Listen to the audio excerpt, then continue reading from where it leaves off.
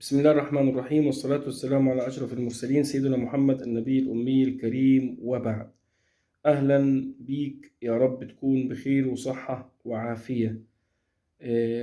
طبعا أنا عارف إن في مجموعة كبيرة من أحبابنا ومن جيراننا ومن ناسنا ومن كل الناس اللي يعزوا علينا مهما قيل ومهما حكي أمامهم إن الخلطة السحرية أو الحجنة الثلاثة في واحد ليها أضرار، فبرضو مصممين وبرضو بيستمروا إنهم ياخدوها. تمام، لأنها هي طبعا بتحسن الأعراض بشكل ملحوظ، وطبعا بما إن الشتاء داخل وبينتشر كثير من الأمراض الموسمية ونزلات البرد بتشتغل. ف يعني مجموعة كبيرة من الناس بتاخد الحجنة 3 في 1. تمام، فبالتالي طالما هم مصممين او طالما حضرتك من النوع اللي هو مصمم انه هو يستمر في انه يتناولها لما يجيله برد، او حتى لو انت مش بتاخدها وحابب تعرف المعلومة، فمهم ايضا انك تعرف المعلومات دي. لازم قبل ما نلجأ لهذه الخلطة السحرية أو الناس اللي هي بتاخدها، وأكرر الأفضل عدم تناولها، لازم تعرف أهم 7 حاجات. لازم تبقى خلاص خدت القرار إنك هتاخد الحكم، ففي 7 أمور لازم تعرفهم أو 8. تمام، يعني خلينا في الأمور الهامة اللي لازم تكون مدركها لما تيجي تاخد الحجنة دي. استنوني بعد الفاصل، ولو حضرتك ما كنتش اشتركت في القناة يا ريت تشترك، لأن ده هيدعمني وهي يساعدني بإذن الله تعالى إن أنا أستمر في تقديم محتوى طبي في الجزء اللي يخص المريض، في الجزء اللي لازم المريض يفهمه ويفهمه جيدا عشان يحافظ على صحته وصحة الطبيب والصيدلي معاه من المنهتة. وطبعا أنا مش بقول الكلام ده إلا خوفا والله على الناس، وخوفا على أي حد إنه تحصل له مشكلة بخطأ طبي. تحياتي لكم، ألقاكم بعد الفاصل بإذن الله تعالى، والسلام عليكم ورحمة الله وبركاته.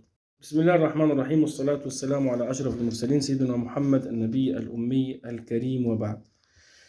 أول حاجة حضرتك لازم تاخد بالك منها لو انت خدت القرار انك تاخد الحجنة 3 في 1 عشان ترتاح من البرد والأعراض اللي انت فيها دي، لازم تاخد بالك ان اختفاء الأعراض بسرعة ده مش حاجة تفرح بيها، ولا تروح تشكر اللي وصفها لك سواء صيدلي ولا دكتور بشري ولا ممرض ولا أيا كان ولا طالب في طب وتقول له تسلم ايدك ده خلطة حكاية ده وصفة حكاية. لا، في انك انت ما تحسش بالاعراض ده شيء مخيف، لانه ممكن يكون عندك مشاكل تاني في الجهاز التنفسي، فتحسن الاعراض بيخفي عنك ده وبيخليك تتأخر في الشفاء وبيخليك تتأخر في اتخاذ القرار في الذهاب للطبيب المختص في الموضوع ده.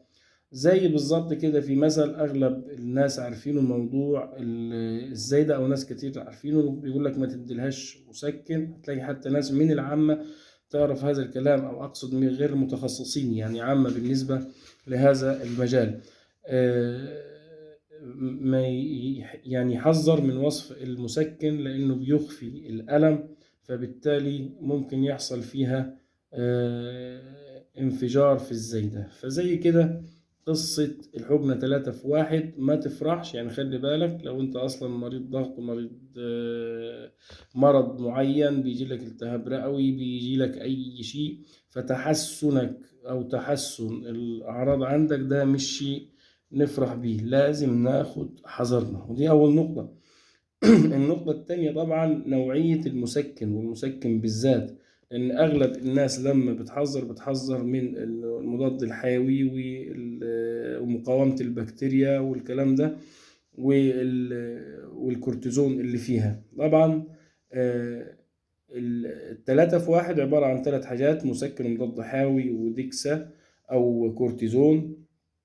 فبالتالي تاني نقطة لازم أخد بالي منها، لو أنا كنت مدخن أو أنت حضرتك مدخن، للأسف أنا مدخن بالفعل، فلو حضرتك مدخن أو عندك مشاكل في الضغط أو عندك مشاكل في القلب أو الوزن زايد، لازم تبعد عن مجموعة الديكلوفيناك صوديوم. يعني ما ينفعش تحط فولتارين ولا ديكلوفيناك عامة، ديكلوفيناك صوديوم بوتاسيوم كتافلام فولتارين كل هذه المجموعة ما ينفعش تحطها في الخلطة دي. تمام. حط مسكن تاني يا سيدي طالما انت مصمم تاخد هذه الإبرة. يعني حط كيتولاك، حط أي الورونوكسيكام، أي مسكن آخر غير هذه المجموعة. فدي النقطة التانية اللي لازم تاخد بالك منها، لأن دول بيأثروا على القلب. فسواء انت كنت مريض ضغط، مدخن، مش مريض ضغط بس مدخن، عندك مشاكل في القلب، عندك مشاكل في ابعد عن الموضوع المسكن انه يكون ديكلوفيناك، وشوف مجموعة اخرى او خلي الصيدلي او الطبيب يختار لك مجموعة اخرى. تمام. نوعية المضاد الحيوي الموجودة. تمام. المضاد الحيوي ده تاني او الجزء الثاني من الخلطة، لأنها عبارة عن 3 أجزاء زي ما قلنا: مسكن ومضاد حيوي وكورتيزون. فالمضاد الحيوي طبعا الكلام ده الكلام العملي، يعني مش بس كلام نظري، فلازم هتلاقي في النصائح معدلة حسب ما وصلنا إليه دلوقتي. في حقنة أو مجموعة من المجموعات اسمها سيفاترياكسون.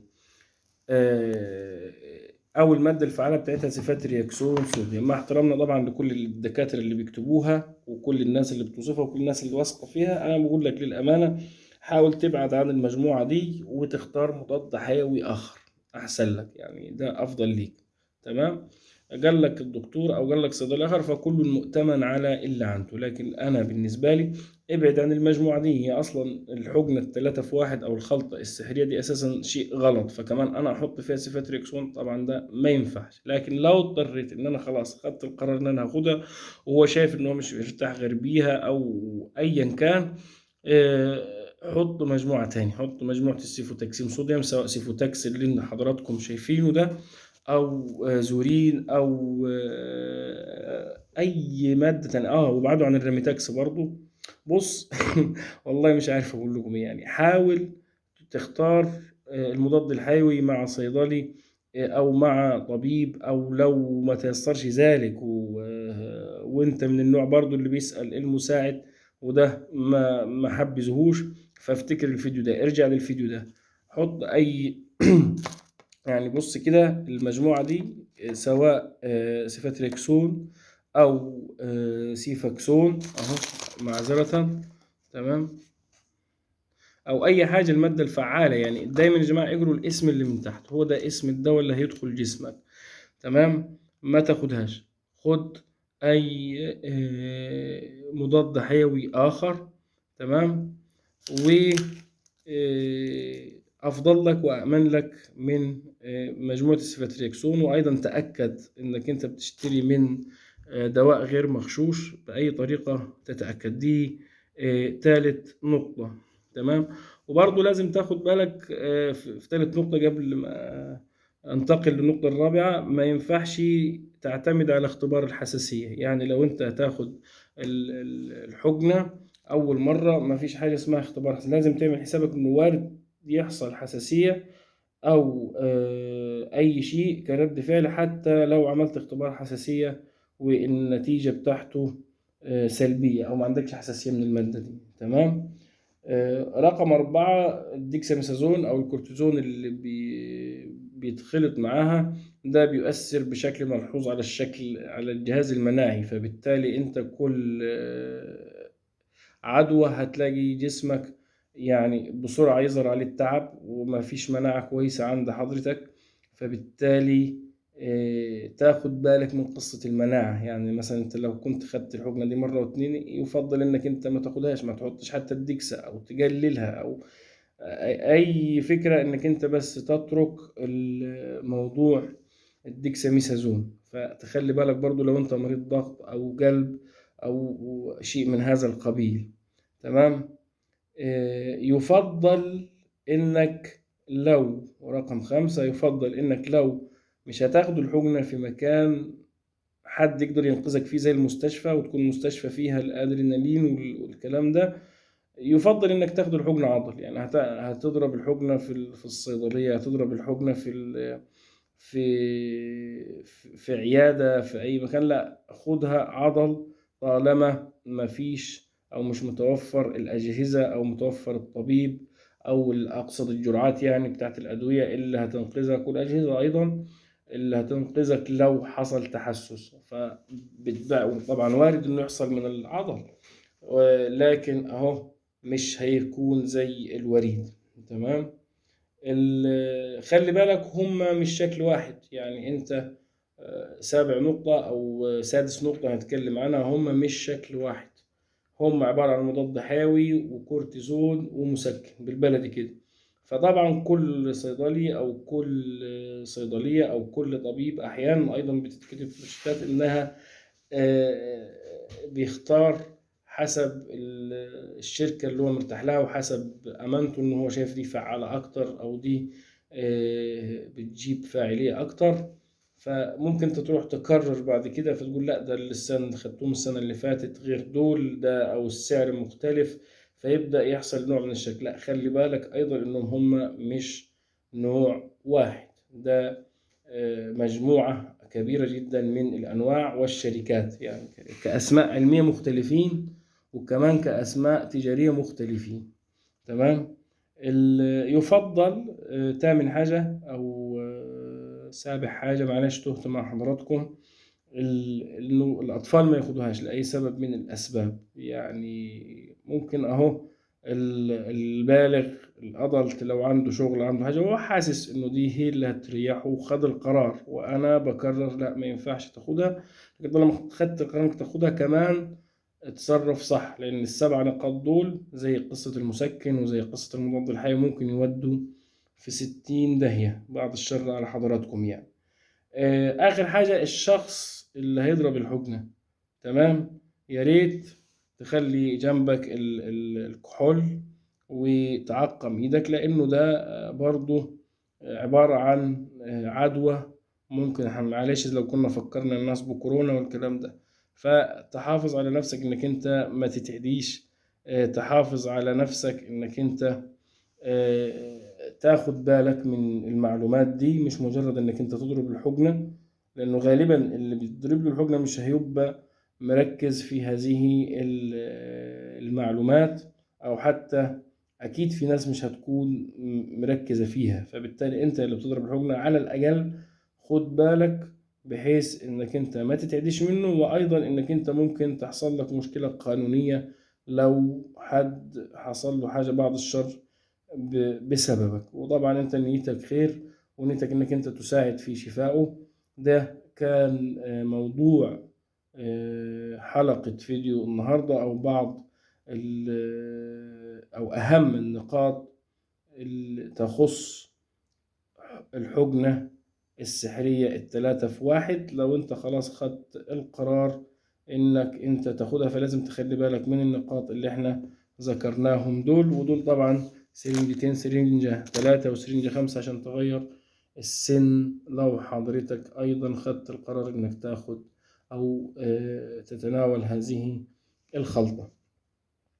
اتمنى لو عجبك الفيديو تعمل لنا اعجاب يا عم، وتوصلوا لأكبر عدد من الناس، لأن لازم أغلب الناس يعرف المعلومات دي، وتدعمنا بالتعليقات، وطبعا تشترك في القناة لو لم تكن مشترك. تحياتي لكم وإلى اللقاء في فيديو جديد، والسلام عليكم ورحمة الله وبركاته.